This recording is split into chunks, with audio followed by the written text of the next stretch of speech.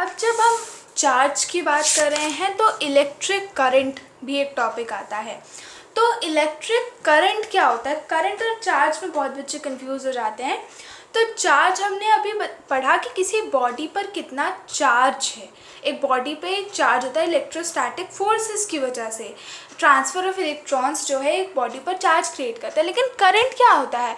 Current उसी charge का ordered flow होता है। द ऑर्डर्ड फ्लो, ये नहीं कि एक इलेक्ट्रॉन इधर जा रहा है एक इलेक्ट्रॉन उधर जा रहा है, नहीं। जैसे कि आपने छोटी क्लासेस में सर्किट के बारे में पढ़ा होगा, जिसमें आपने एक बल्ब बनाया होगा, स्विच बनाया होगा। तो ये होता है एक सर्किट, और इसी सर्किट में फ्लो होता है क्या? Ordered flow of charge. इसी को हम इलेक्ट्रिक करंट कहते हैं। और या इसको हम ऐसे भी कह सकते हैं that it is the rate of flow of charge. अब जहाँ भी रेट वर्ड आता है ना, अब समझ जाइए कि अपॉन टाइम तो करना ही पड़ेगा। मतलब कि rate of flow of charge मतलब कि Q चार्ज अपॉन T, कितने टाइम में चार्ज फ्लो हो रहा है।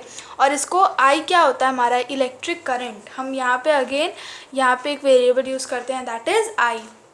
तो I is equal to Q upon T, या हमने Q अभी जस्ट पढ़ा, number of electrons into value of 1 electron in coulomb. तो या ये भी हम फॉर्मूला लिखते हैं N upon T। It is based on आपको क्वेश्चन में क्या दिया है।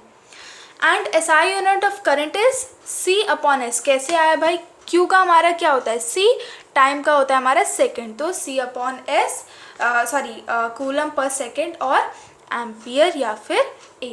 It is again a scalar quantity. अब हमने पढ़ा SI unit of current is ampere. अब थोड़ा सा एम्पियर के बारे में पढ़ते हैं। एम्पियर क्या होता है? सो एम्पियर, अगर एक कूलम चार्ज एक कंडक्टर में फ्लो हो रहा है 1 सेकेंड के लिए, तो जो करंट बनेगा वो होगा 1 एम्पियर। बहुत सिंपल सी बात है। I is equal to Q upon T वाले फॉर्मूले में अगर आप Q और T को 1 1 रख देंगे तो ऑफकोर्स आपका जो करंट आएगा वो भी तो 1 एम्पियर ही आएगा। अब यहाँ देखिए 1 milli ampere, M for milli, 1 milli ampere is equal to 10 to the power minus 3 ampere. साथ ही साथ 1 न्यू एम्पियर, ये हमारा न्यू का सिंबल होता है, that is just like a U। तो 1 mu ampere is equal to 10 to the power minus 6 ampere. अब न्यू यहाँ पे है माइक्रो के लिए, this is for milli and this is for micro. Now, the direction of conventional current is opposite to the flow of electrons from positive terminal to negative terminal। मतलब कि अगर हमारा एक सर्किट है, मान लीजिए अभी मैं बस ऐसे ही रेक्टेंगल बना देती हूँ, सर्किट ऐसा बिल्कुल नहीं होता है, दिस जस्ट फॉर अंडरस्टैंडिंग। अगर करंट नहीं, अगर इलेक्ट्रॉन्स ऐसे फ्लो हो रहे हैं, दैट मीन्स करंट इसकी ऑपोजिट डायरेक्शन में फ्लो होगा। The direction of conventional current is opposite. अब अगर हम इसको एक सर्किट से समझे, जैसे मान लीजिए आपका बल्ब हो गया, फिर उसके बाद ये इधर आपका स्विच हो गया, पॉजिटिव नेगेटिव, या आपकी लग गई इधर बैटरी। अब क्या हुआ? ये हो गया हमारा पॉजिटिव चार्ज, ये हो गया हमारा नेगेटिव चार्ज। तो इलेक्ट्रॉन्स कहाँ से फ्लो करते हैं? Negative to positive. लेकिन करंट फिर कहाँ फ्लो होगा? Positive to negative. So the direction of conventional current is opposite to the flow of electrons from positive terminal to negative terminal. ठीक है, यहाँ मैंने उल्टा बता दिया था, ये सही है। ठीक है, from positive terminal to negative terminal. अब हम देखते हैं 1 कूलम क्या होता है। ये क्वेश्चन इंपॉर्टेंट है।